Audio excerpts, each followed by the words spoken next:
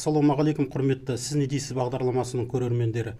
Бүгінгі бағдарламамыздың қонағы Әкелер одағы республикалық қоғамдық бірлестігінің Қызылорда облысы бойынша филиалының төрағасы, облыстық мәслихат депутаты Искендір Ержан мырза. Бағдарламаны тізгіндеуші мен Сәкен Алдашбаев. Ереке, шақыртуымызды қабыл алып келгеніңізге үлкен алғысымызды білдіреміз. Біздің мына бірінші сұрағымыз, бұл қазақтың тарихында болмаған бір одақ құрылып жатыр. Әкелер одағы бұл бір мұқтаждықтан, керектіктен, заман талабына байланысты құрылып жатқан шығар.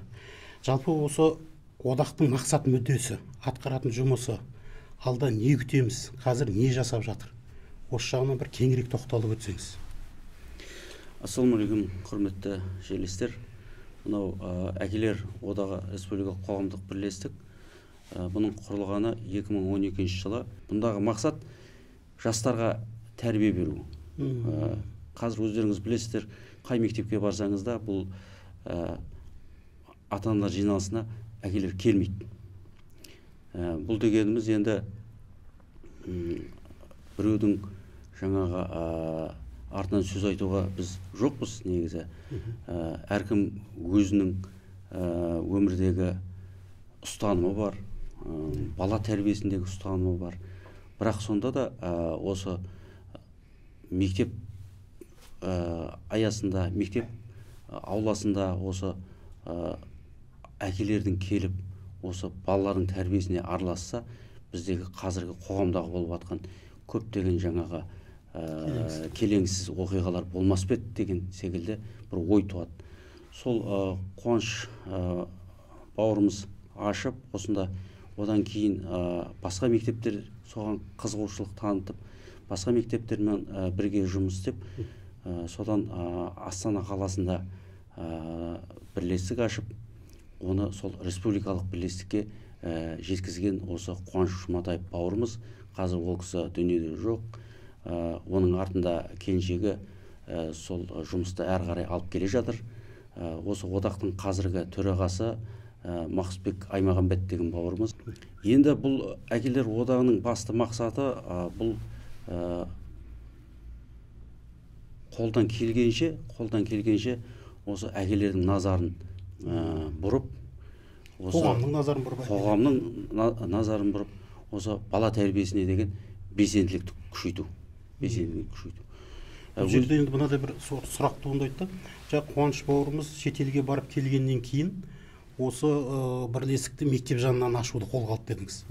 Сонда бұл шетелдегі жетістікті алып келу ма, әлде шетелде әкелердің мәртебесін, қоғамдағы әкелердің рөлін көре отырып, біздегі кемшілікке, жетіспей жатқан жерге бір дем берейін деген мақсат болды ма екен? Бұны былай деп айтса болады. Қуаныштың өзінің сөзі бар. Сонда мен мектепке бардым дейді. Мектепке барып, жаңағы балам оқитын мектепте оқушылармен бірге сенбілікке қатыстым дейді. Сенбілікке қатыссақ, ана балалар күрек ұстай алмайды, балға ұстай алмайды. Содан кейін ой келіп дейді. Мынау қандай ұрпақ келе жатыр біздің артымызда? Біз бұған араласпасақ болмас деген осы нәрседен шықты дейді. Негізі Әкелер одағының жұмысын басым бағыты мектептегі ер балалар ма, әлде қыз балаларға да қосылады ма жалпы сіздердің жұмыстарыңыздың міндетіне? Қазір республикалық қоғамдық бірлестіктің қазір 12 республикада 12 аймақта өзінің филиалдары жұмыс жасап жатыр. Біз осы 2023 жылы Қызылорда облысында белсенді қайтадан жаңағы филиалдың жұмысын жандандырып жұмыс жасап жатырмыз. Бұл енді жалпы мақсат әкелер қалай болғанда да осы қоғамда қазіргі көп келеңсіз нәрселерді айтуға болады. Бұл біреудің жүріс-тұрысы болсын, біреудің тәрбиесі болсын, мынау баланың ішіп отырған, жеп отырған ас тамағы болсын. Мысалға кеше вейпке қарсы қаншама қоғамдық бірлестіктер жүгіріп соны тоқтатып жатыр. Мысалға адамның жас ұрпақтың денсаулығына зиянды заттар болса, соның бәріне атсалысып жұмыс жасау. Ол тек қана, яғни бұл ер балаға немесе қыз балаға емес, жалпы әкенің рөлін қалыптастыру ғой мақсат. Енді осы кезде мысалға біз тарихқа кетеміз ғой. Тарихқа кетеміз. Мысалға Бауыржан Момышұлы айтады, отанды сүю отбасынан басталады дейді. Мысалы, енді біздің аталарымыз, бабаларымыз қай кезде де болмасын жаумен соғысып жүрсін, атқа шауып, жаңағы басқа жерде жүрсін, ол елінің болашағы үшін жүрді. Елінің болашағын ойлады ғой. Қазақта сөз бар, үш жылын ойламаған еркектенбіз дейді. Үш күн ойламаған әйелденбіз дейді. Бұл не деген сөз? Ер адам үш жылын ойламаса, оның алдындағы болашағын ойламаса, ол қалай болады екен? Мен ұлым, қызым өседі екен, ол не істейді екен, оның тәрбиесі қалай болады екен деген секілді соның бәрін ойлап жүрмесе, ол еркектен без деген сөз. Біз қазір демек осындай ер адамдар көбейіп бара жатыр деген сөзге тоқтаймыз ба сонда? Бұл осы одақтың ашылуы осының салдарынан емес пе? Мысалы бұрынғы аталарымыз, бұрынғы әкелеріміздің кезінде бұндай бір одақтағы басқа да бір ұйымдар болған жоқ, бірақ өзі мәртебесі болды ғой. Енді мына одақтың ашылуы белгілі бір мұқтаждықтан ашылып тұр. Демек біздегі әкелердің рөлі әлсіреп бара жатыр ма? Қалай? Бұл дұрыс қой. Енді бұдан бір 100 жыл, 200 жыл бұрын мысалға осындай әкелер одағын құрып жатыр деген әңгімені естісе, ол кезде таңғалар еді. Мысалға не істеп жатсыңдар деген секілді. Бірақ ол әкелер одағы бұрын болмады емес, болды. Бізде ақсақалдарымыз болды, билеріміз болды. Осы ұлттық құндылықтарымызды, әдет ғұрпымызды сақтап келе жатқан сондай инстанциялар болды. Ол институт бізде болды. Ол институт болды. Қазір біз енді қанша жыл жаңағы өз тарихымызды ұмытып, әдет ғұрпымызды ұмытып, көп нәрседен айырылып қалдық қой. Сондықтан қазір болып жатқан келеңсіз оқиғалар бізге үйреншікті нәрсе болып кетті, ал ол кездерде ол болмайтын еді. Сондықтан да қазір кезде енді оны жасыратын ештемесі жоқ. Ауылдарда болсын, қалаларда болсын айтып жатады, қазір сөйлейтін ақсақал қалмады ғой дейді. Көрдіңіздер ме? Бұл не деген сөз? Бұл елдің арасында араласып жүрсе, бала тәрбиесіне, ұрпақ тәрбиесіне араласып жүрсе, қоғамда белсенді болса, ол неге сөйлемейді? Ол сөйлейді ғой.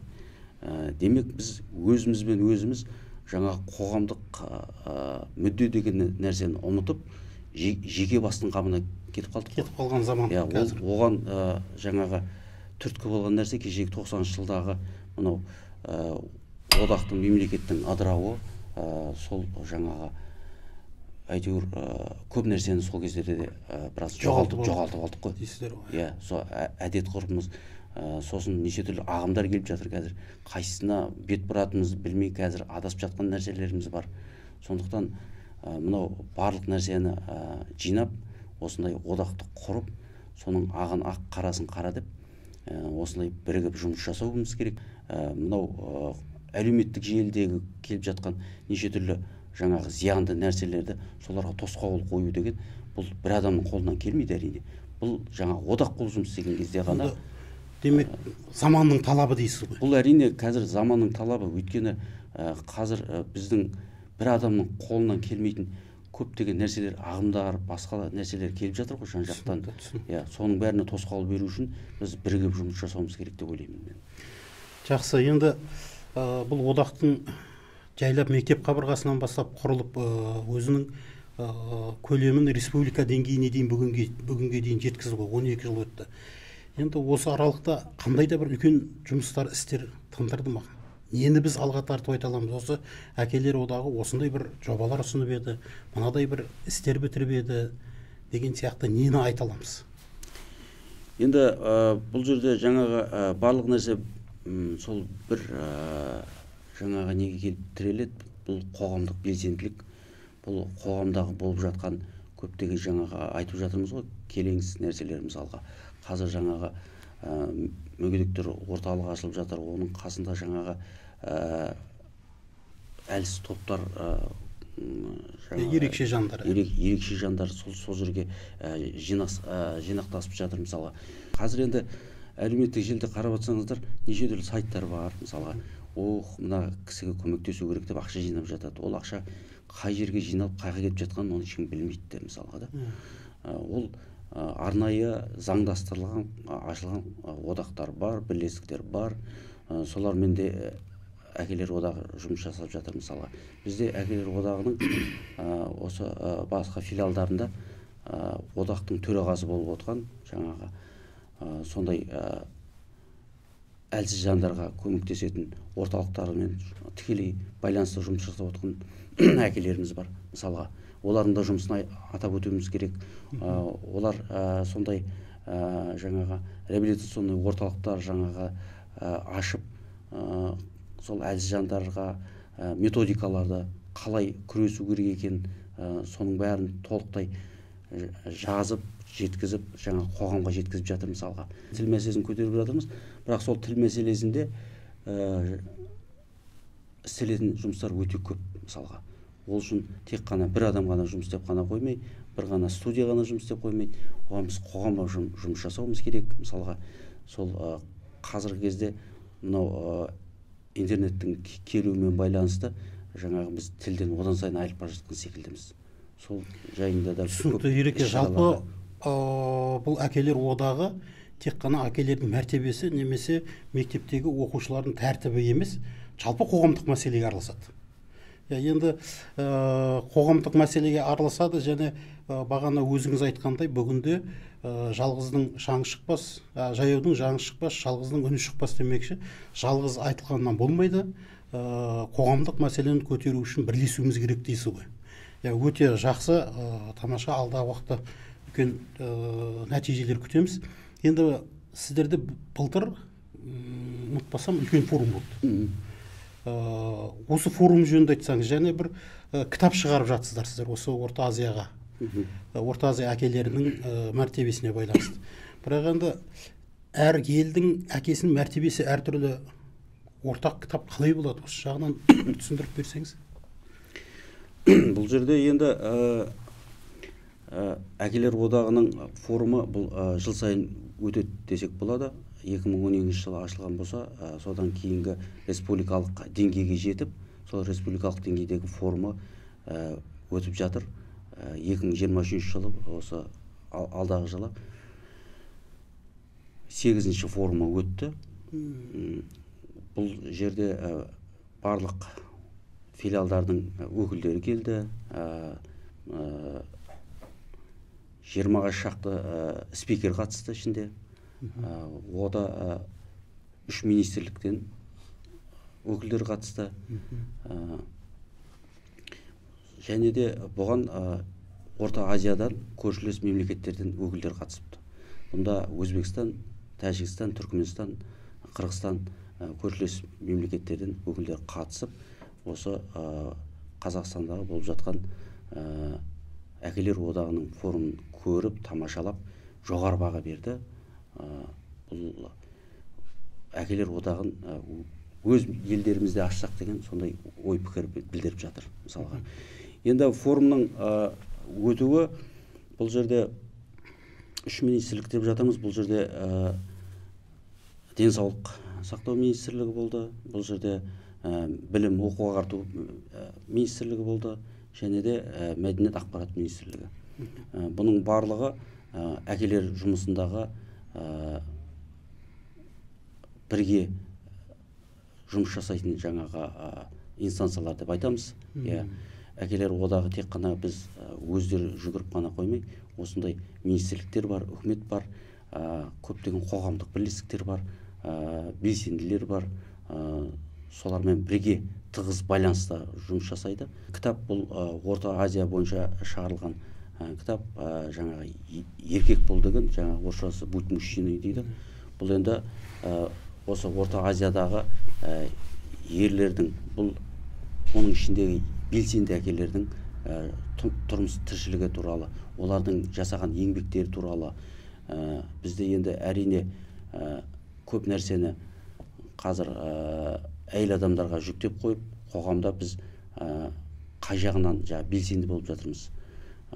Біз бала тәрбиесіне ұрпақ тәрбиесіне белсенді болып жатырмыз ба деген секілді көптеген сұрақтар бар ғой. Сол сұрақтарға жауап ретінде бұл шыққан кітап.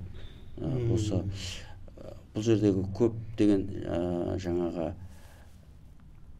кісілер, көрсетілген кісілер бұл жаңағы баласы ауырған, осындай қоғамда жаңағы көптеген қиыншылықтарды көрген кісілер.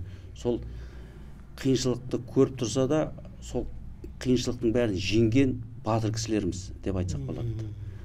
Әке қандай болу керек, соны түсірген кітап қой. Әке қандай болу керек деген толықтай жазылып шыққан кітап. Сондықтан қарап, көріп, о жерден алатын біраз дүниелер бар деп ойлаймын мен. Жақсы, көрермендерге тезірек жетуіне тілектеспіз. Енді менде бір мынандай осы хабар барысында бір ой туындап жатыр да.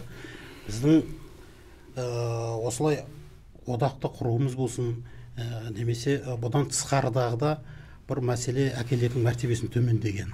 Бұл енді жасырын емес, өйткені оған бірде-бір дәлел бұл отбасын ұстай алмай қалу жағдай.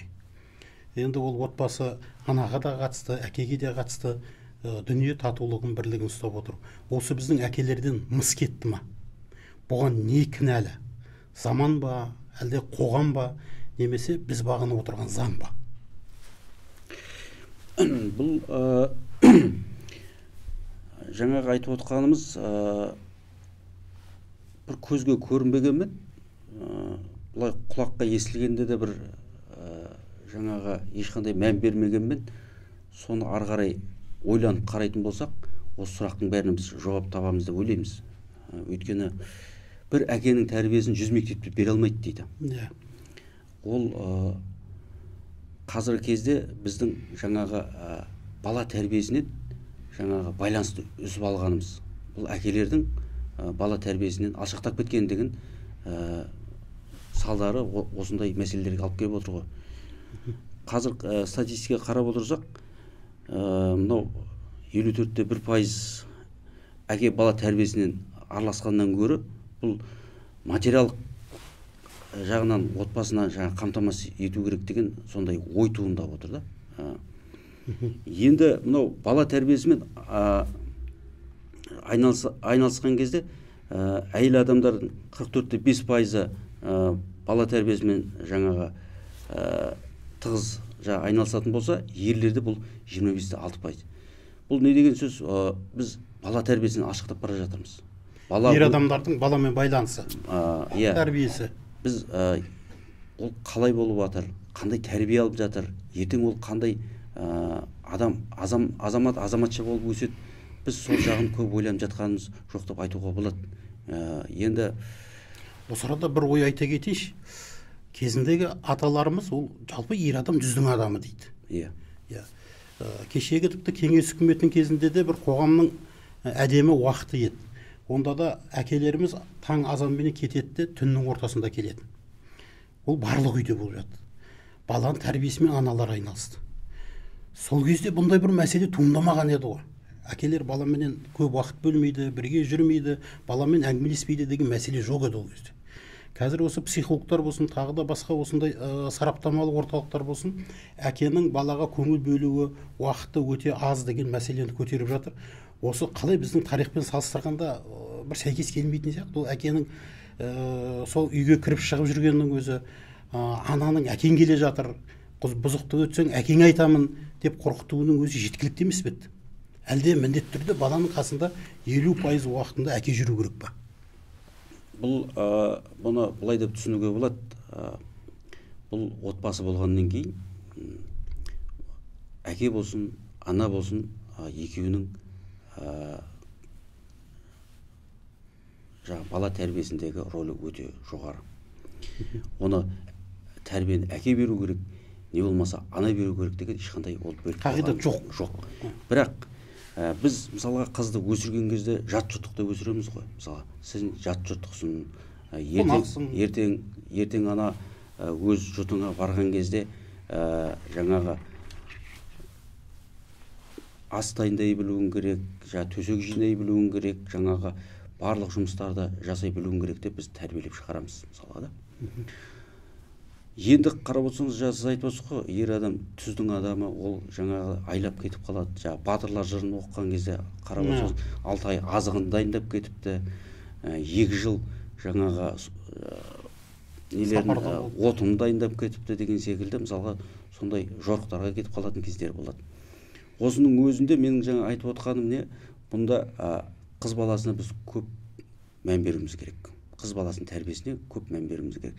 Қыз баланы жақсылап тәрбиелесек, ана жақсы тәрбиелі болатын болса, мысалы, сол кездерде ол баланы ер жеткенге дейін жақсылап өсіреді. Мысалға, осы жерде айтып кетейік, Абай жолы романында, мысалға, осы Абай оқудан келе жатады ғой, оқудан келе жатады, сол кезде ауыл жиналып сол жерде күтіп тұрады, мысалға, ой, Абай келе жатыр деп.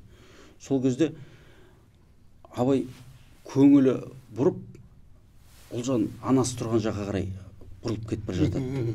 Сол кезде Ұлжан анасы көзбен ғана бар, ана әкеңе барып сәлем беріп кел деп, ол сөзбен айтпайды, көзбен ғана соны түсіндіріп тұр. Сол кезде Абай барып бірінші Құнанбайды әкесіне барып сәлем береді. Сол кезде қонақтар келіп жатыр екен, үйінен шығып жатқан кезде барып әкесімен барып амандасып, содан кейін барып анасына келіп жатады. Бұл дегеніміз аналардың мықтылығы дейсіз ғой. Аналардың мықтылығы, бұл тәрбиесі. Ол жаңалған кезде әкесі сол үйдің отағасы соны айтып тұрады, есіне салып тұрады.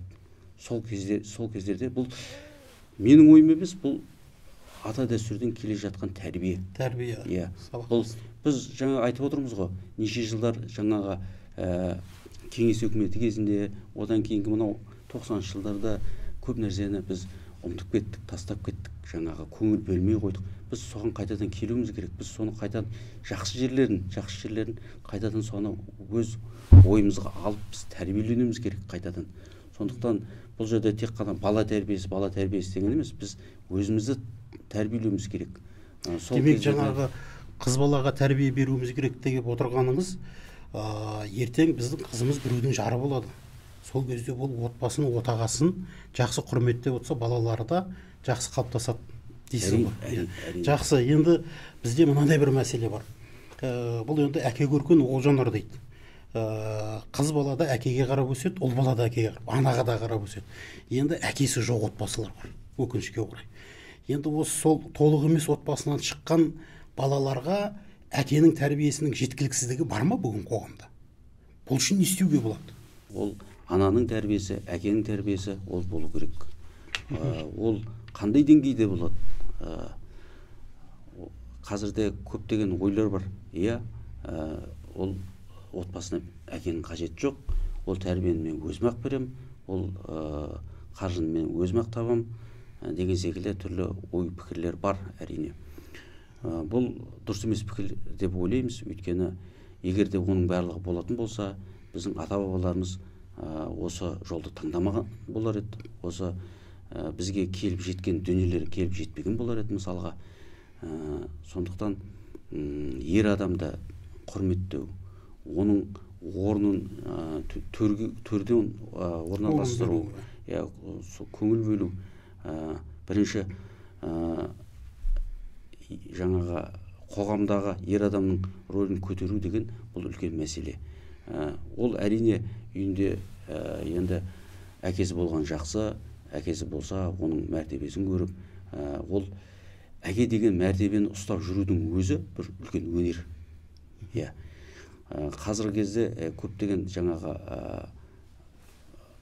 фильмдер шығып жатыр, көптеген жаңағы әлеуметтік желідегі TikTok бар, басқасы бар. Бұл біз өз мәртебемізді өзіміз түсіріп жатқандаймыз. Сондықтан біз өз мәртебемізді жоғарыдай ұстап жүретіндей сондай әке болып саналуымыз керек. Біз үлгі өнеге көрсететіндей әке болуымыз керек. Егер де ол болмайтын болса, қазіргі статистика бойынша 4-тен 1 бөлігі отбасының жаңағы әкесіз не анасыз өсіп жатқан жаңағы балалар. Қалай болғанда да біз отбасын сақтап қалудың барлық амалын жасауымыз керек. Төзуіміз керек, көнуіміз керек. Оған көнуіміз керек, төзуіміз керек. Мынау өсіп жатқан жастарға сондай тәрбие беруіміз керек. Өйткені мына ажырасып жатқан жастар кей кезде бір болмашы дауды қуалап кетеді. Сол кезде ер адам ерлігін көрсетіп, азаматтығын көрсетіп, төзімділігін көрсетіп, сорадан тоқтай қою керек дейсіз ғой. Жақсы, енді сізде әкесіз, қарындастарыңыз бар. Жалпы ер адам әйел адамнан бір саты жоғары тұру керек деген біздің ата бабамыз ұстану бар. Енді бұны бүгінде кейбіреулер қолдамайды, біреулер қолдар. Енді бұған сіздің көзқарасыңыз қандай? Бұл әйелдердің құқығын шектеу емес пе, бір сат жоғары тұру деген? Бұны жасап шығарған енді ер адамдар өзін жаңағы жоғары ұстап келе жатыр деп айтамыз ба, или басқаша айтқан кезде бұл енді тарихтан бері келе жатқан дүние ғой. Енді қанымызға сіңген, болмысымызда болған, ата бабамыздан келе жатқан дәстүр ретінде қараймыз ба. Енді сол ер адамның ер болып бір саты жоғары тұруында бұл әйел адамның тәрбиелігінен дейсіз. Тәрбиелігі сол кісілердің еңбектері десек те болады. Мысалға қазіргі кезде мысалға қай бір батырды алсаңыз да, қай бір жаңағы жазушы қаһарманды алсаңыз да, соның жаңағы сөзінде айтады, осы еңбегімнің көбісі осы жарымның артында. Егер құрметтеп отырса, бағанағы өзіңіз айтқандай, жаңағы абайды көзіменен әкесіне жіберді деген сияқты тектілік көрсетіп отырса. Жақсы, енді жалпы біреудің қызы қайтып келсе, ол бір ананың қызы, бір әкенің баласы. Ол ешкімге де оңай тимейді. Бірақ енді осы мына сыртыма сиген бала ішіме сияды, ішіме сиған бала сыртыма сияды деп жатады. Осыған әкелердің көзқарасы қалай болу керек? Әкелер, жоқ қызым, сен кеттің, басқа елдің жұртысың деп қайтарып жіберу керек па? Осы жерде бір әкенің қаттылығы жетіспей жатқан жоқ па біздің қоғамда?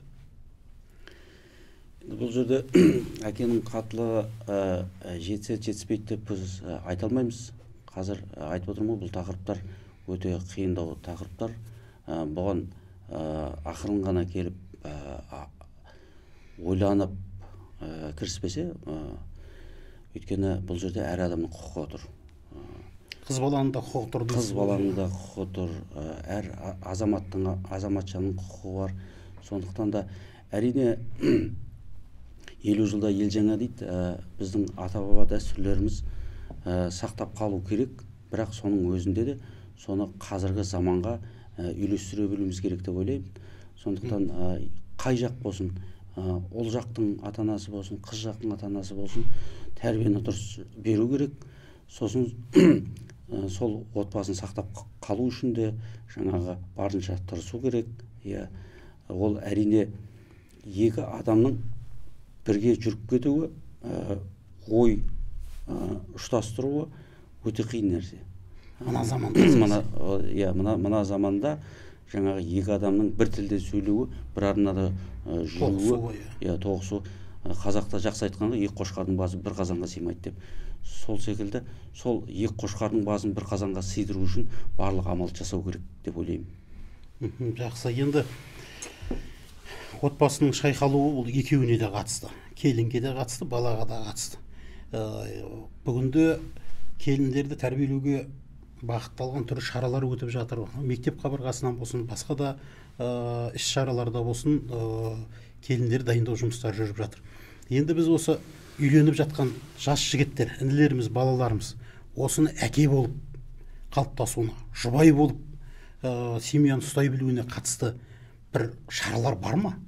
Бір мектептер бар ма? Бір әдістемелік құралдар?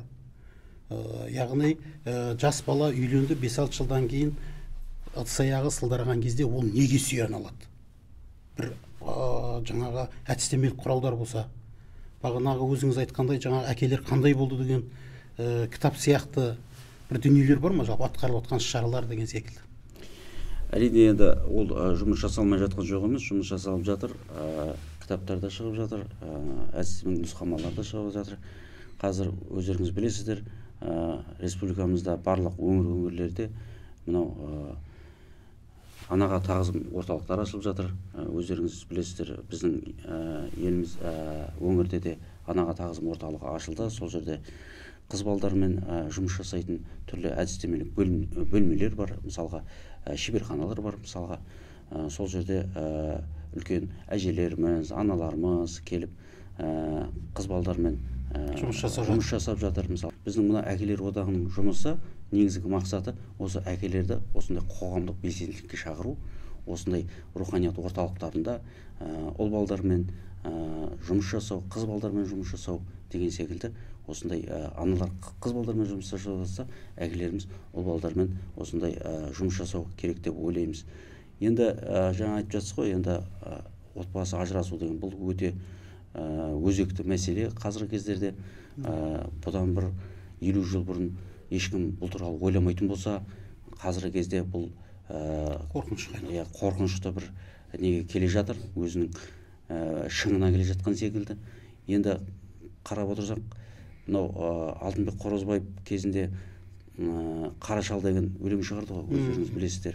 Сол кезде қарттар үйіне барып, сол қарттар үйіндегі әкеміздің жағдайын көріп, сол Қара шал деген өлең шығарды.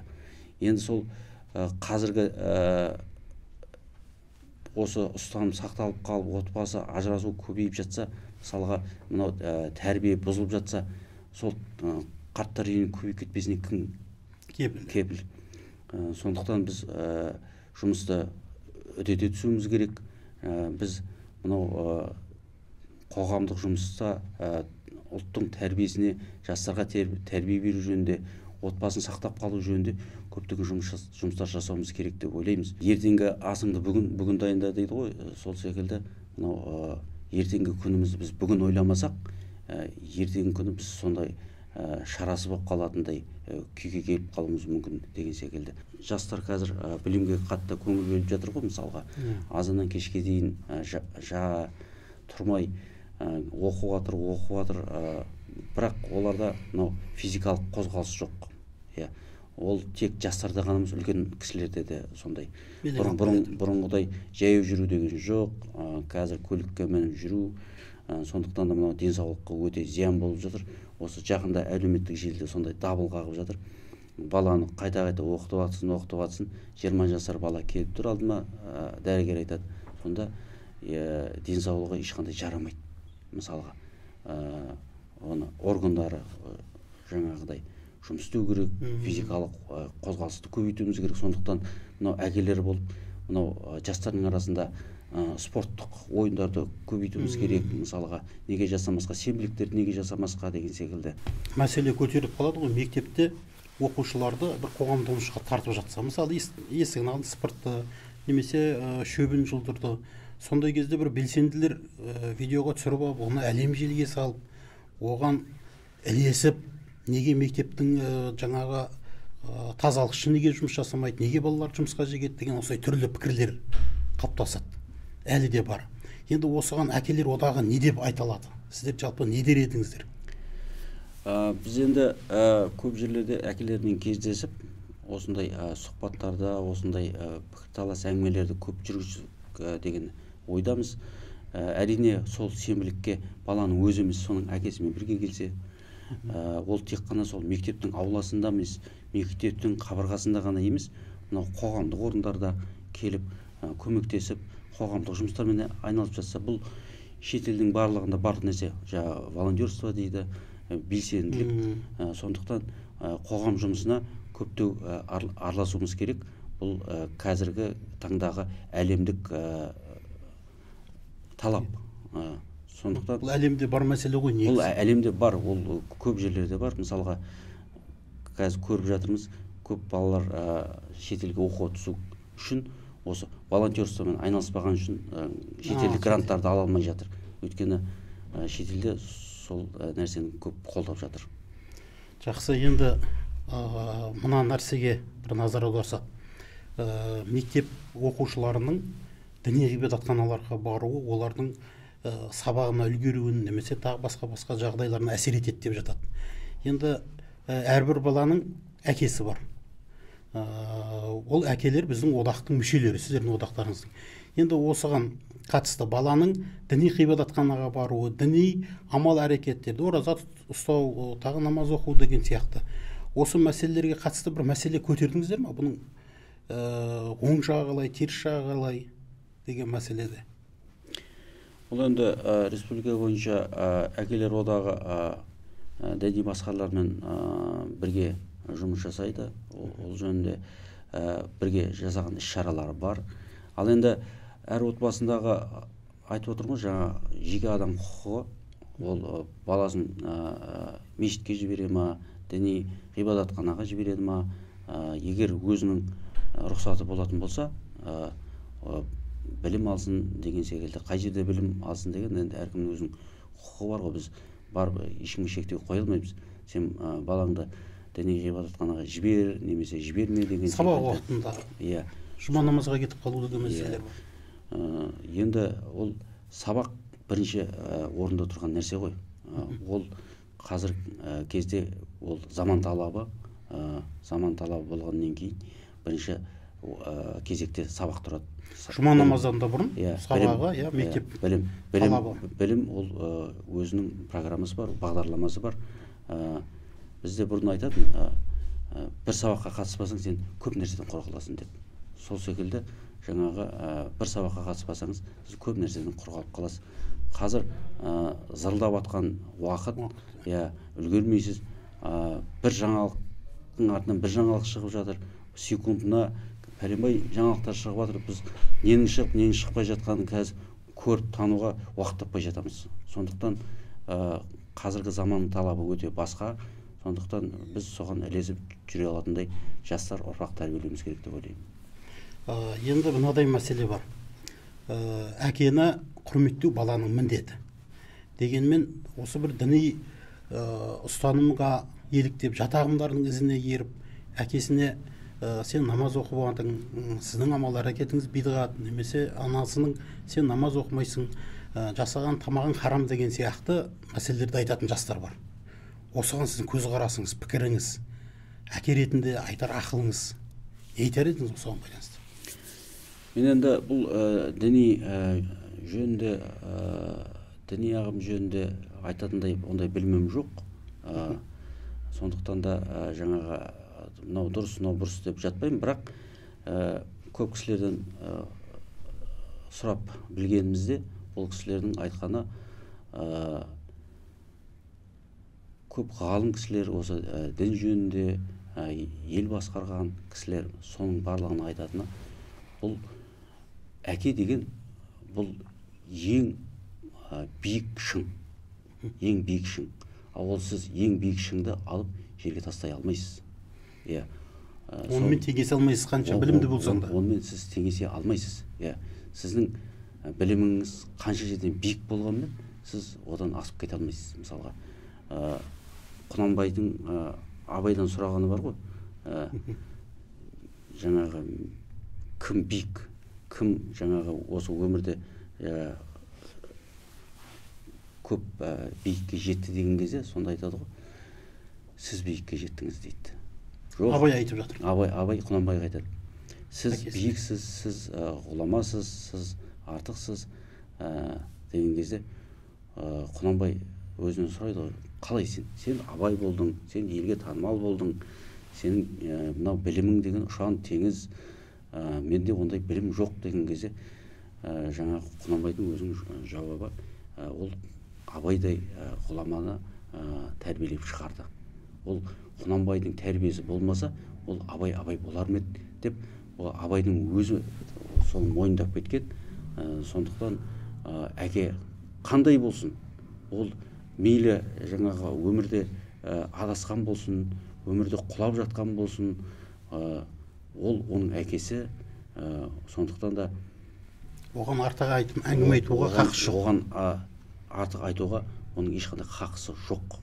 Ол діни жағынан болсын, басқа жағынан болсын, қандай көзқараспен келгенде де ол әкеге қарсы шығуға баланың ешқандай хақысы жоқ деп ойлаймын. Жаңа қазақта айтады ғой, әке шешең жынды болса байлап бақ деп. Яғни ол дінге, намазға, тағы басқа нәрсеге келмесе де сен оны бағуға, оның талабына көнуге міндеттісіз дейсіз ғой. Жақсы.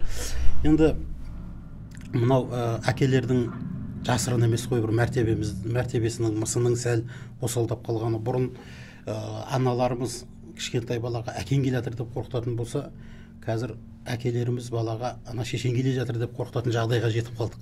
Бұны жасыра алмаймыз. Енді осы әкелердің, жас әкелердің мысының түсуінің себебіне біреулер айтып жатыр, әйелдердің құқығын қорғаған гендерлік саясат сияқты ерлердің де құқығын қорғайтын бір жүйе керек дейді. Бұған сіз не дейсіз? Біз осы әкелер форумына барған кезде, сол кезде біз осы Біріккен ұлттар ұйымының ұйымдастыруымен ЮНИСЕФ бағдарламасы бойынша осы гендерлік отбасы саясат туралы семинарға қатыстық. Сол кезде осы мәселе көтерілді. Гендер деген не? Гендерлік саясатты біз қалай түсінеміз деген. Гендер деген бұл тепе-теңдік. Бұл тепе-теңдік. Жаңа айттым ғой, біздің ұрпағымыздың тәрбиесіне әкенің де шешенің де өзінің рөлі бар, өзінің салмағы бар. Тек мынау сенікі екен, тек мынау менікі екен деген ондай нәрсе жоқ. Бұл тепе-теңдікті сақтау. Біз осы тепе-теңдікті сақтап жүретін болсақ, гендерлік деген нәрсені сақтап жүретін болсақ, бізде барлығы өз орнында болады. Әке өзінің орнын білу керек, шеше өзінің орнын білу керек. Дегенмен осы қоғамның беталысын қалыптастыратын заң ғой. Осы заңға бір өзгерістер керек емес пе? Неке және отбасы туралы заңға өзгеріс жасау керек деген ұсыныстар бар ғой. Бұл енді жаңа айтып отырмын ғой, бізде осы республика бойынша 12 ғана аймақта, өңірде ғана әкелер одағының филиалдары жұмыс жасап жатыр. Сондықтан да бұл филиалдарды әрі қарай да көбейту мақсатта бар, жоспарда бар. Бізде осы өңірде соңғы кездерде ғана осы белсеніп, осы ортаға шығып жатырмыз, осы ауданға барып, елге барып, осы әкелермен кездесіп, осы тақырыптарды ортаға салып дегендей, сол жөнде біраз нәрселерді талқыласақ деген ойдамыз. Осының барлығын бір електен өткізіп келгеннен кейін барып, осы мәселені көтеріп, ол қалай болу керек, қандай заң болу керек деген секілді. Бұл алдағы уақыттың жұмыс істейсіз. Иә, алдағы уақыттың. Жалпы бұған дейін қандай ұсыныс жасадыңыздар? Бұл қазіргі кездегі отбасындағы зорлық-зомбылық мәселесі ғой, қазір көтеріліп отқан. Қазіргі кезде отбасындағы зорлық-зомбылықты біз сол мәселе жөнінде біраз жұмыс жасауымыз керек. Көптеген жағдайлар қазір қоғамда талқыға түсіп жатыр. Мысалға, мынау дұрыс, мынау бұрыс деген. Ереке, мынадай нәрседе біз тұрмыстық зорлық-зомбылық десе, әйел мен балаға қатысты. Негізі әйелге қатысты, балаға қатысты болатын болса, ол әйеліңізден еріп келген балаға қатысты болуы мүмкін. Өгей әкенің өгей балаға зорлық-зомбылығы. Енді ер адамдардың бір шағымдары бар ма бұл уақытқа дейін? Мен отбасылық тұрмыстық зорлық-зомбылық көрдім. Мен әйелімнен мынадай бір залал көрдім. Немесе алдап кетті, немесе осындай жаңағы мемлекетті заңды пайдалана отырып маған қысым жасады деген сияқты арыз шағымдар болды ма бұған дейін?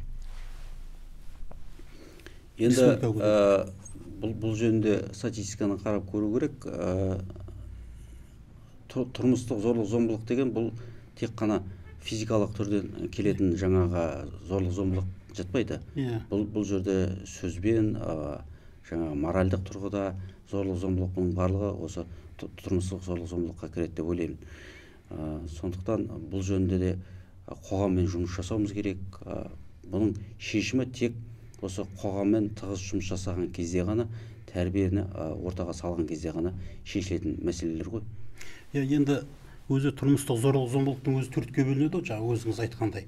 Соның бір көрінісі, мына ажырасқан отбасыларда бала шешемен кетіп қалып жатады. Енді осы баланы әкенің көруі, шешенің баласына әкені жаманғап көрсетіп қоюы деген мәселелер жалпы қоғамда бар ғой. Бар ғой, енді ажырасқаннан кейін ол бір ай, екі ай көрмей кетуі мүмкін, әкесі жұмыс бабымен жүріп.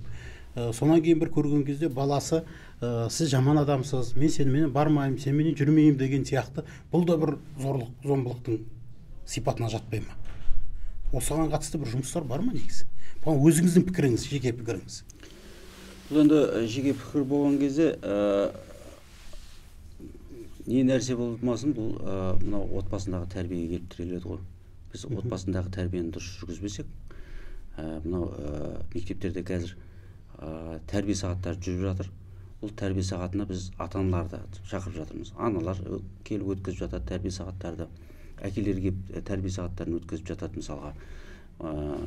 Осы тәрбиелік жұмыстарды біз қолға алмайынша бұл бітпейтін нәрсе ғой. Ол осыменен ғана шешілетін дүние негізі. Мынау отбасы деген бұл біздің ең бағалы құндылығымыз. Біз отбасын сақтап қалмай, біз өмірде еш нәрсеге жете алмаймыз. Сондықтан бұл белгілі бір заңның, белгілі бір қатаңдықтың аясында болмайды дейсіз ғой. Бұны біз қоғамдық көзқарасты қалыптастыруымыз керек. Қоғамдық көзқарасты қалыптастырмайынша, отбасына деген басымдық бермейінше, бұл осылай жалғаса береді деп ойлаймын. Сондықтан отбасын сақтап қалу жөнінде көптеген бағдарлама жасап, соны жүзеге асыру керек деп ойлаймын. Рухани дүние бірден келе қоймайды ғой. Жайлап өткенде аңсау кері тартылушылық деп жатады. Дегенмен мына нәрсені айтқым келеді. Бүгінгі әкелер ертең қара сақал, одан кейін ақсақал. Кешегі ақсақалдар қандай еді? Отырған жері қисса, дастан, ертегі айтып отыратын. Біздің бүгінгі әкелер дайын ба соған? Әңгіме айтуға, әңгіме тыңдауға, бір ғибратты сөздер шығаруға біздің әкелеріміз дайынбыз ба біз? Дайындау үшін, дайын болу үшін не істеп жатсыздар? Жаңа айтып өттім ғой, біз мынау ұрпақты тәрбиелеу үшін біз өзіміз тәрбиелеуіміз керек деп. Қазіргі кезде көптеген мектептерде іс-шаралар жүргізіліп жатыр. Ол жаңағы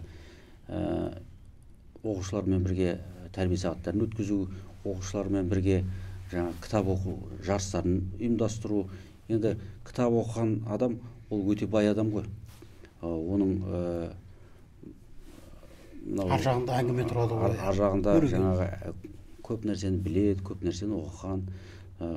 Оқыған кісіде ол жаңағы ұрпаққа беретін көп қой, берері көп, дүниесі көп. Берері көп адам ақсақал болып қоғамға ақылын айтып жеткізіп, сондай үлкен статусқа, беделге ие бола береді. Сондықтан біз өзімізді тәрбиелеуіміз керек, біз соған жетуге тырысуымыз керек.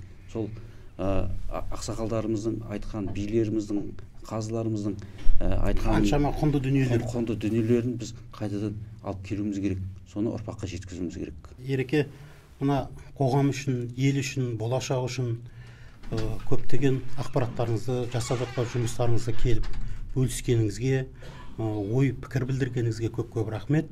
Бүгінгі бағдарламамыз осымен тәмам.